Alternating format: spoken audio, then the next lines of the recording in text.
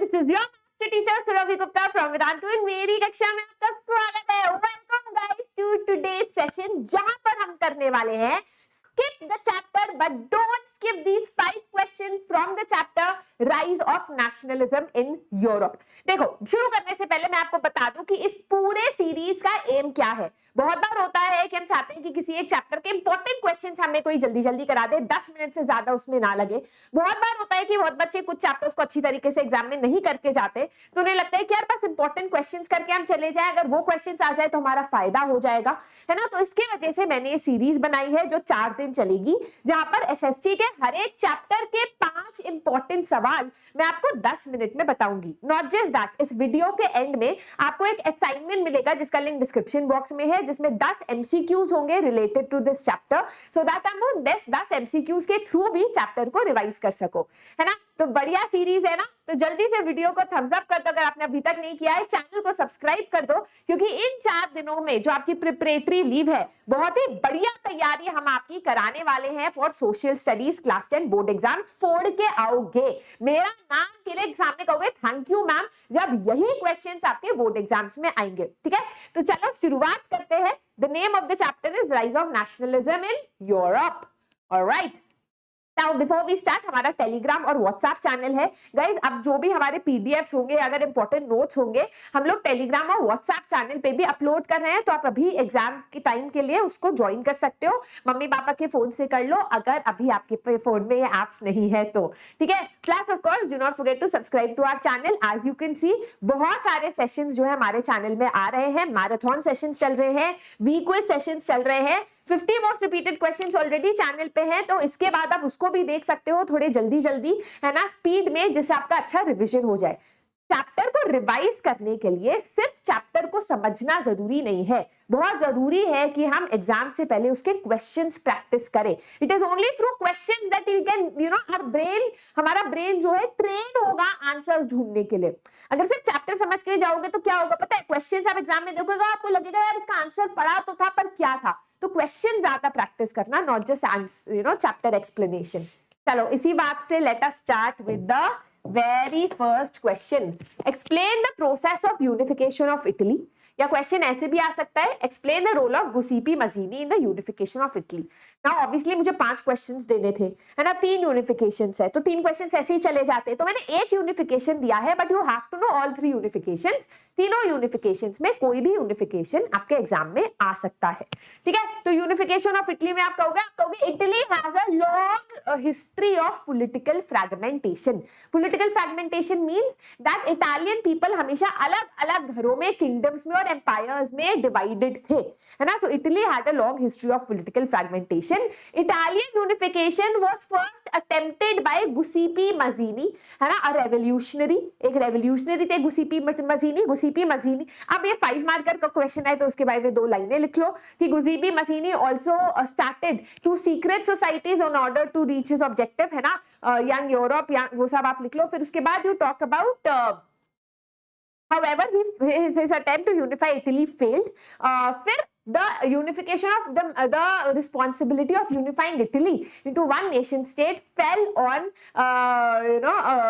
Victor Emmanuel II. फिर आप बोलो Italy was divided into 7 states. Italy जो है 7 states में divided था, जिसमें से सिर्फ एक स्टेट था Sardinia, Piedmont, that was ruled by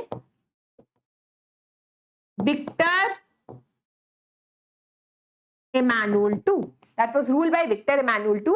He took the responsibility of unifying Italy into one nation state. उन्होंने ये responsibility दी अपने चीफ मिनिस्टर कावौर को। कावौर ने एक डिप्लोमैटिक अलायंस किया with France in order to defeat the Austrian Habsburg Empire in the north. Then he established a strategic alliance with Giuseppe Garibaldi, जो peasant leader थे, and he defeated the papal forces and Spanish empires in the central Italian region and southern Italian region. Spanish empires को defeat किया, and finally in 1861 Italy was unified under one nation state या modern state under Victor Emmanuel II. Nation state, modern state आप interchangeably यहाँ लिख सकते हो, ज्यादा दिमाग मत लगाओ, ठीक है, क्लियर। गाइस इस पूरे सीरीज का पीडीएफ भी आपको नीचे डिस्क्रिप्शन बॉक्स में मिल जाएगा, सो इतना चिंता मत करो, आप उसको डाउनलोड करके भी क्वेश्चंस को प्रैक्टिस कर सकते हो।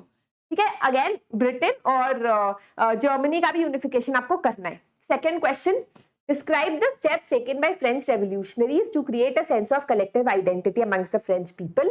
Yeah, how did the French Revolution play an important role in creating the idea of nation state? 3 marker की तरह भी आ सकता है इनमें से कोई भी क्वेश्चन, 5 मार्कर की तरह भी आ सकता है। तो आप कहोगे कि ये सारे स्ट्रैटेजीज अपनाई गई फ्रेंच रेवोल्यूशन के बाद जिससे लोगों के अंदर एक कॉमन आइडेंटिटी आई। ये तो आपको रटा हुआ होगा। पहला, इक्वालिटी बिफोर लॉ एस्टैब्लिश की गई। किस तरीके से इक्वालिटी बिफोर लॉ एस्टैब्लिश की गई? By giving the concept of la patrie, that all of us belong to France as the fatherland and le citoyen, और हम इस फादरलैंड के इक्वल सिटीजन्स है ना, ले सिटोयन। दूसरा, एक ट्राई कलर फ्लैग एस्टैब्लिश किया गया to replace the old royal standard, right. What else? एक ट्राइकल फ्लैग। हाँ, सेंट्रलाइज एडमिनिस्ट्रेटिव सिस्टम एस्टैब्लिश किया गया, क्योंकि ऑब्वियसली एक देश है तो एक ही एडमिनिस्ट्रेटिव सिस्टम होना चाहिए। फोर्थ, वेट्स और मेजर स्टैंडर्डाइज किए गए।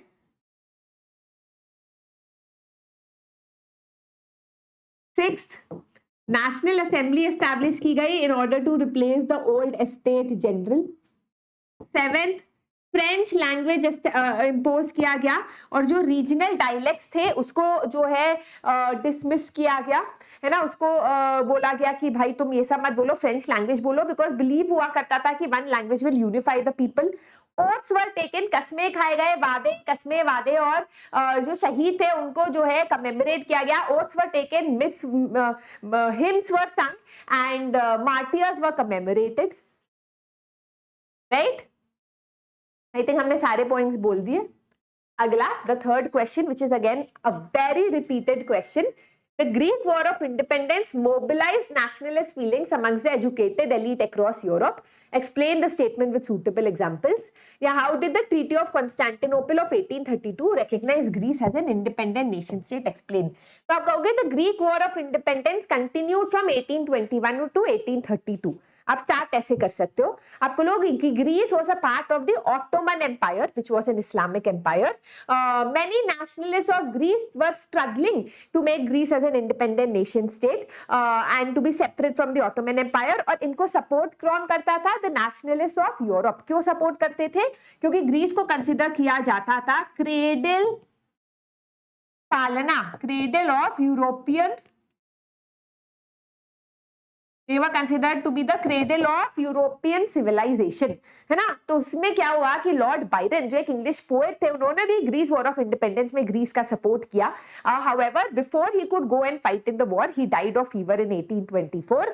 फाइनली 1832 में ग्रीस को एस्टैब्लिश किया गया as an independent nation state under the Treaty of Constantinople. अब यहाँ पर ऐसा डिटेल्स नहीं दी गई वो कैसे हुआ, बस इतना ही दिया गया है, तो आपको इतना ही लिखना है, ठीक है।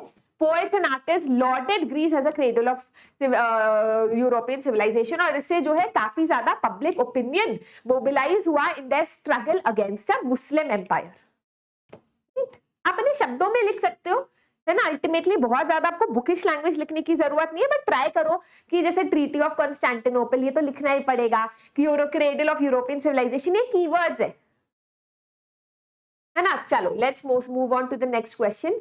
Who hosted the Vienna Congress in 1815? Analyze the main changes brought by the Vienna Congress. या what are the objectives of the Treaty of Vienna? Treaty of Vienna पे भी क्वेश्चन काफी ज्यादा रिपीट होता है, तो इसमें आप लिखोगे कि नेपोलियन को डिफीट किया गया in the battle of Waterloo in 1815 by Prussia, Russia, Austria, Britain, by Prabhu countries, है ना। defeated Napoleon in 1815. The Treaty of Vienna was signed between these countries in Austria, जिसमें किसने उनको होस्ट किया था? Austrian chancellor duke Metternich. फिर आप लिखोगे ऑब्जेक्टिव। अब यहाँ पर ही आपके 2 पॉइंट्स हो गए, है ना, 5 नंबर के आंसर में।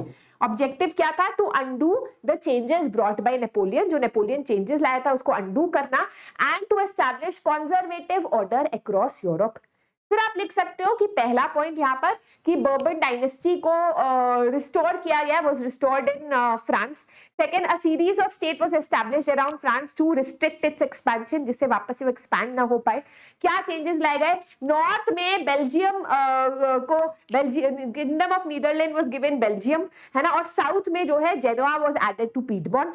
जो कॉन्फेडरेशन ऑफ 39 जर्मन स्टेट्स है उसको अनटच छोड़ दिया गया, है ना। Prussia was given territories in the western frontier, Austria को नॉर्दर्न इटली दिया गया, है ना, Austria was given control of northern Italy. तो इस तरीके से जो पॉइंट्स आपको याद है आप लिख सकते हो इसमें। If you want like just remember, जैसे मुझे 3-4 पॉइंट्स याद है मैं वही लिखती हूँ, है ना, पर पढ़ के सब जाना, क्योंकि कभी कभी you might get an MCQ जहां पर आपसे पूछा जा सकता है कि ट्रीटी ऑफ वियना का कौन सा प्रोविजन नहीं है, एंड 4 ऑप्शंस दे दिए जाएंगे। So you should know what are the provisions, right.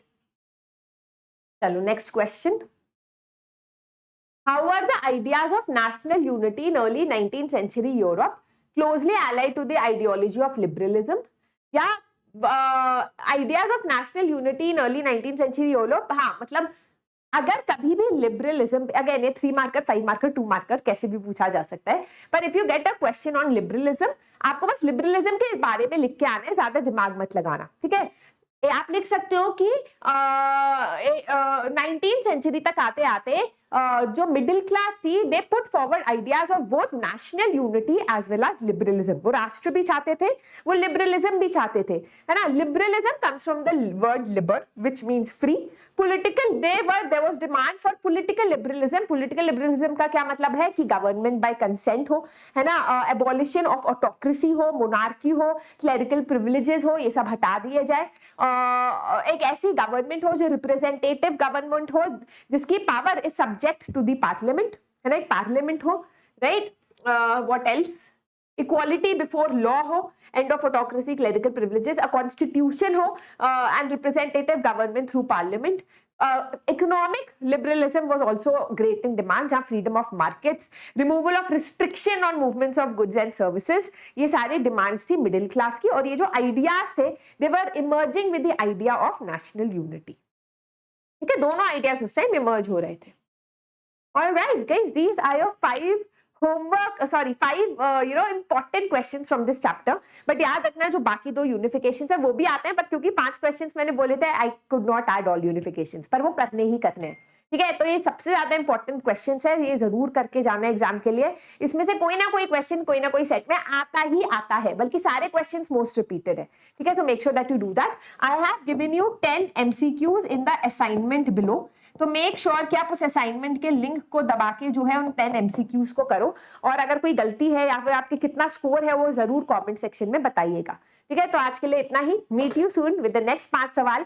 Live sessions भी हमारे चैनल पे चल रहे हैं with week quizzes, with marathon sessions, उसके लिए जरूर आना, एक अच्छा आपका रिविजन हो जाएगा, ठीक है। Do not forget to give a thumbs up, share and subscribe. Best of luck for your board exams. Bye bye.